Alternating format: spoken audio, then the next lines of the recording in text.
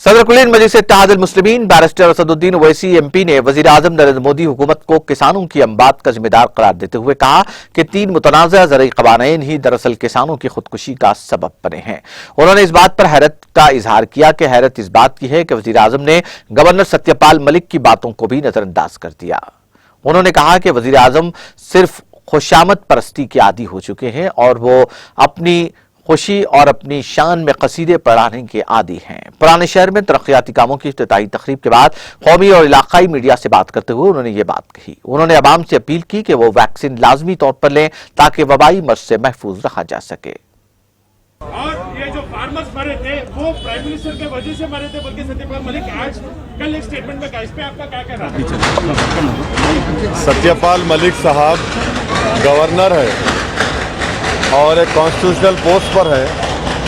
जब वो देश के प्रधानमंत्री से मिले और उन्होंने जो कुछ बातें कही हैं कि 500 बल्कि 700 किसान जो जिनकी मौत हुई है 3 फार्मूलाज के तहत, यकीनन वो तो मोदी सरकार की जिम्मेदार है।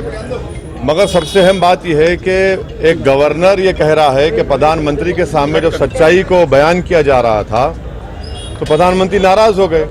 तो इससे ये बात जाहिर होती है कि प्रधानमंत्री देश की जनता तो छोड़िए, प्रधानमंत्री अपनी सरकार के अपॉइंटेड गवर्नर की सच्चाई को सुनने के लिए तैयार नहीं है।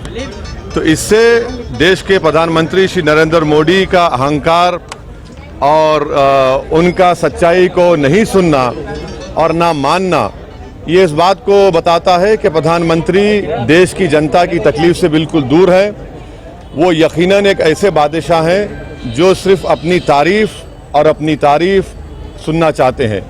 तो वो सच्चाई को, क्रिटिसिज्म को वो सुनने के लिए तैयार नहीं है और उन्हें जो कुछ कहा सही है। और ये जो किसान लॉस को जो वापस लिया गया, मैंने उस वक्त भी कहा, आज भी कह रहा हूँ कि बीजेपी ने हालत मजबूरी में किया, क्योंकि उनको नज़र आ रहा था कि ज़मीन खिसक रही है उत्तर प्रदेश में, पंजाब में, उत्तराखंड में। इसीलिए उन्होंने हालत मजबूरी में, पॉलिटिकल कंपल्शन था। मगर ये बड़ी अफसोस की बात है कि जो एक गवर्नर कह रहे हैं, हम ये चाहते हैं कि देश के प्रधानमंत्री या तो उसका बताएं कि क्या वो बात सच कह रहे हैं सत्यपाल मलिक साहब, क्योंकि ये सब सही है, सब जानते हैं कि प्रधानमंत्री सिर्फ तारीफ सुनना चाहते हैं। सर, जो हालात हैं कोविड को लेकर, उस पर उत्तर प्रदेश में और पंजाब में जो रैलियों को लेकर प्रधानमंत्री ने एक पहल की है कि रैलियां कम की जाएं और ई रैलीज किए जाएं, इस पर आपका क्या कहना है? देखिए, बीजेपी की तरफ से रैलीज हो रही है, सब पार्टी की तरफ से रैलीज हो रही है, हमारी पार्टी भी रैली कर रही है। अब इलेक्शन कमीशन के आचार संहिता लगने के बाद ये देखना पड़ेगा, मगर सबसे अहम सवाल ये है कि देश के प्रधानमंत्री और बीजेपी सरकार ने जो बूस्टर शॉट का जो हमने डिमांड किया था वो अब तक क्यों नहीं लगाया? आपने सितंबर में ऑर्डर क्यों नहीं दिया उसको?